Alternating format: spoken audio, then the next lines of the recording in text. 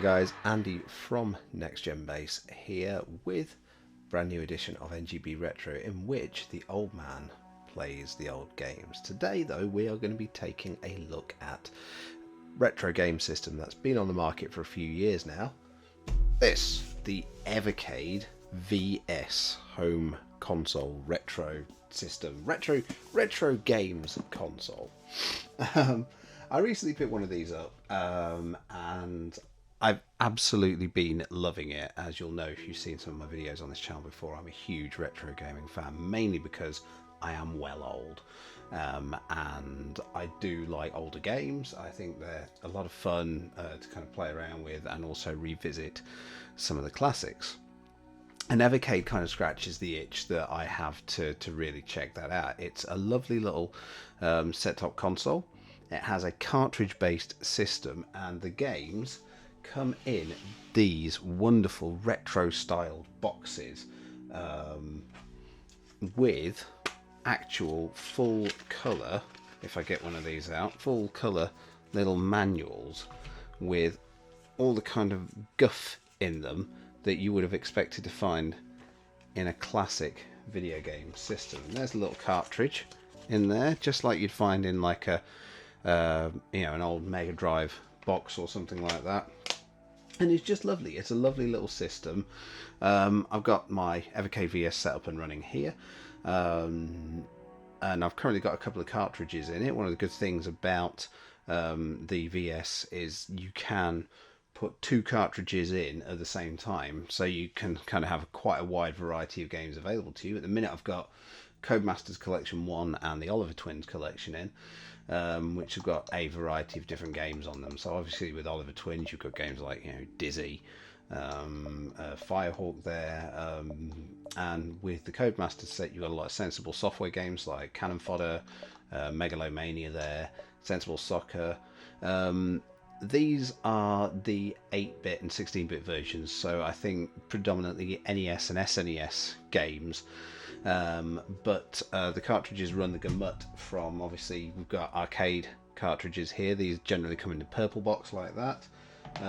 We've also got the console cartridges like the Renovation Collection box there, which is mainly Mega Drive games. So they're all 16-bit. They're just soon starting to add 64-bit games as well. I think Glover is coming out quite soon on the system as part of a cartridge collection. And they're generally all multi-game carts as well. So you're getting quite a bit of bang for your buck. $17.99 is what the cartridges will cost you, with the system starting about £90. But there are also some modern indie retro style games available for it. So for example, try not to chuck the cartridges across my desk, we've got here Full Void, which is an excellent little game that was built for Evercade, but it has since been ported to some other formats, I think PlayStation, Steam and Switch. We also have here Alwa's Awakening and Cathedral, which I think one of them is I think Alwa's Awakening is developed for Evercade, and I think Cathedral was built for some 8-bit hardware. And Demons of Asterborg and Asterbros, both games are modern games but designed to be run on Mega Drive hardware. So you've got a lot of selection, you've got a lot of range on this little system. So it's not just retro games, you've got sort of modern indie titles, you've got games built specifically for the system. There's also a couple of cool features. So this obviously, like I say, is the interface that you get with Evercade. So if we go down to the Versus tab, you get a Game of the Month. This hasn't actually been updated since last December, but I think they're due to add a brand new game sometime over the next month or so. So with new firmware updates, you tend to get this Game of the Month, which will be a little indie game, and they then bundle those up every year into a cartridge that you can buy. There's also hidden games that you can unlock on the system. I've unlocked all of them on my system. You do that by like putting in little controller inputs on the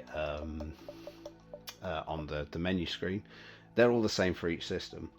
The system itself as well comes with two controllers that look like that. They're on very, very long USB cables as well. So if you're playing this in a living room, it's not wireless controls, but you've got quite a good a good bit of length on the wired controller to actually be able to sit back a bit. But it does also support quite a few different controllers, from Xbox controllers to the 8-bit Do controllers. And the console itself also comes bundled with two cartridge packs. You will get the Data East arcade collection and the Technos arcade collection. One of the cool things as well is those cartridges, they're hot swappable. So I'm just going to swap those out and change the games that are available to me.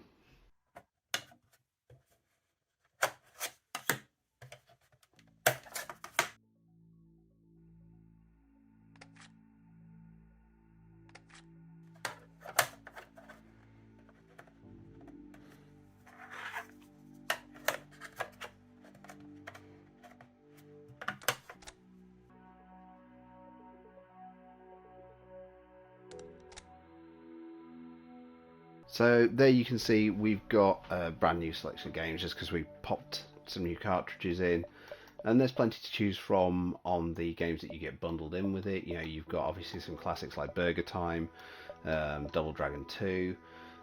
You've got a few Sly Spy, obviously great game. You've got some games as well though that you might be discovering for the first time. Games like Tumble Pop, Gates of Doom as well, and Chain Reaction were all games that I'd never actually played before, and I think that's one of the great things about Evercade is you're going to be discovering new titles with each cartridge. So you may pick up a cartridge for a classic game that you really want to play, like you might pick up the Oliver Twins cartridge to play some Dizzy, but in the process you'll find Firehawk, which is a awesome little NES precursor to Desert Strike, little helicopter game where you're flying around rescuing army dudes from behind enemy lines. And to me, kind of that's why I really enjoy Evercade as a system. I was really keen to get into it, is that sort of sense of discovery, of finding something that you didn't, finding that kind of classic game that you didn't know existed out there. Evercade VS has 1080p output to your screen.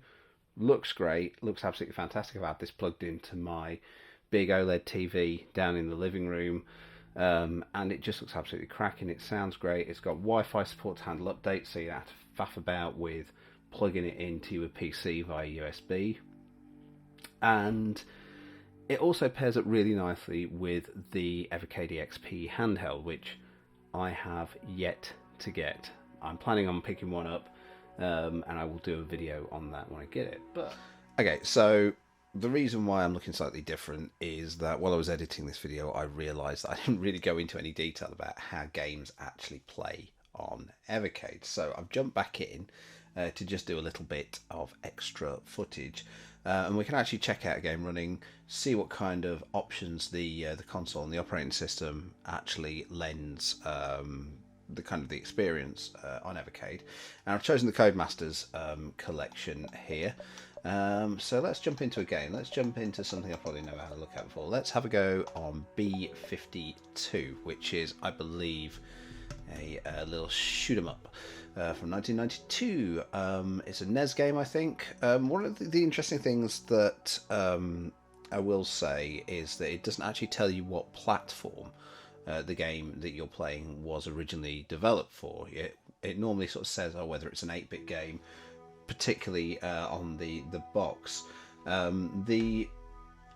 The instruction manual that you get in the box has got some really interesting information about the history of the game in it, about the history of the developer and the publisher. So it is something that you're actually going to want to dip into, but you get a little bit of kind of information about the game on the kind of the intro screen to the game here. So it says it's a shoot 'em up for one player. It gives you a bit of background on the game, story of the game. Gives you a little bit of history. So it's an 8-bit released for home consoles in 1992, and that's the version that they've ported to Evercade. There was a computer version in 1993, but it was never released due to COD Masters pulling out that part of the market. And then there's a little bit about like a tip from Cady, who's like I believe the Evercade mascot. Haven't quite got to the bottom of that one yet, but obviously just a little tip about playing the game. So you get an option to jump into your last save. Obviously, being an emulation platform, there are save states that you can dip into. A few other options like being able to remap the controls, if so that you can change them to the controller that you're using. If you're using another controller, you can completely remap everything to that. Competition mode disables save states and also in-game states, so effectively you can try sort of like a run of the game without being able to save. And you can also reset the stats, and all of this is stored on the cartridge as well. This isn't stored at a system level, so if you were to set anything up, that configuration would go between the Evercade VS system here as well as the Evercade EXP handheld, as far as I understand it. At the time of recording this extra bit, I am actually waiting for an EXP handheld, so expect a bit of that coming in the future. So you get a little overview of your controls here. So you move your character with the D-pad, obviously. You've got a pause screen. You can change the game mode with select.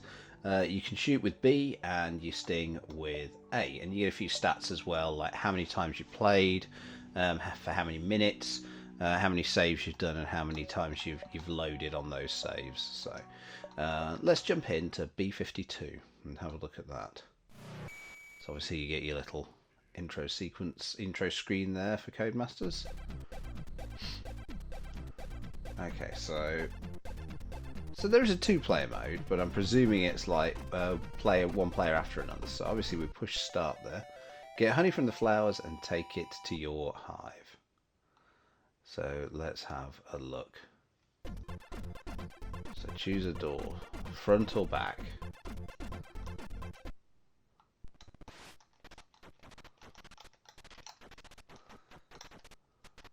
Okay, so I can't do anything about that spider. Oh, that was not what I wanted to do. So how do I get honey? Oh, I do stick myself in flowers. So I've got some honey, so can I take it back to the hive? Try not to smash myself around. So obviously it's timed as well. So that feels like, I've achieved something there, which is great. So I'm going to hit the start menu button, which is the button in the middle of the Evercade controller. And we get to the game menu where we can choose to do a quick save, which will it's a single reserved save state slot that you can do quick save and you can load from, or you can pick a save state slot. Obviously you've got your quick save slot there, but you've got 5 other slots that you can use. You can review your controls from there. You can also tweak the display settings. So you can tweak the aspect ratio that the screen is in. So you can have original ratio, which fills the screen, pixel perfect, kind of zooms it a little bit to the original resolution of the hardware that it was playing on. Full screen obviously stretches, and only absolutely insane people will want to do that. Scan lines are an interesting one. So obviously you can have subtle or strong scan lines to give it the impression of running on a CRT TV. And then you've got a few bezel options. So you've got like a neon option, you've got an Evercade origin, various different things like logos of the companies that Evercade runs, box art from the different games. I like the idea of it, but one of the things you'll notice is, like for example, the box art is... Oh, so we can sting by doing that. The box art is just all of the box art that is available on the Evercade games, rather than like the box art of the games collection that you're currently playing. So this is quite an interesting little game, actually. It's playing very similar to like Defender or something like that. I think if I just lost a life. I have. Anyway, that's B52. That's kind of a an overview of. So let's just. I don't think we did a save, but let's just do a quick save there. That's an overview of sort of some of the options that you get when you're actually playing the games in Evercade. I think they run really nicely, and I think that it's another sort of testament to how good Blaze have actually put together the functionality on the operating system that Evercade runs. But yeah, so I'll go back to past Andy to talk a bit more about some of the features of Evercade, the platform. Yeah, but Evercade, fantastic little game system, lots of selections of games. Like I say, the cartridges themselves run at $17.99, which I think is a bit of a dangerous pricing because it's that just pick up a new cartridge for my Evercade kind of mentality, which gets very dangerous when it comes to like, I'll just pick up this set, I'll pick up this set. It's almost like kind of pocket money video gaming, which kind of fits again in with the retro aesthetic of I'll just pick up this little game here and there to kind of add to my collection. And they are really collectible boutique items. If you're into retro gaming, big recommendation for Evercade. Do you have an Evercade? If you're enjoying playing on your Evercade or you're thinking about getting one, drop something down in the comments. Let's get chatting Evercade. I'm going to be doing some more Evercade videos. We're going to play some games. We're going to get into some of the titles that are available. So if you want to see more of that, make sure you sign up. Hit the bell if you want to get notifications. Obviously, if you've liked this video, drop us a like down below. And we will see you next time on NGB Retro. Bye for now.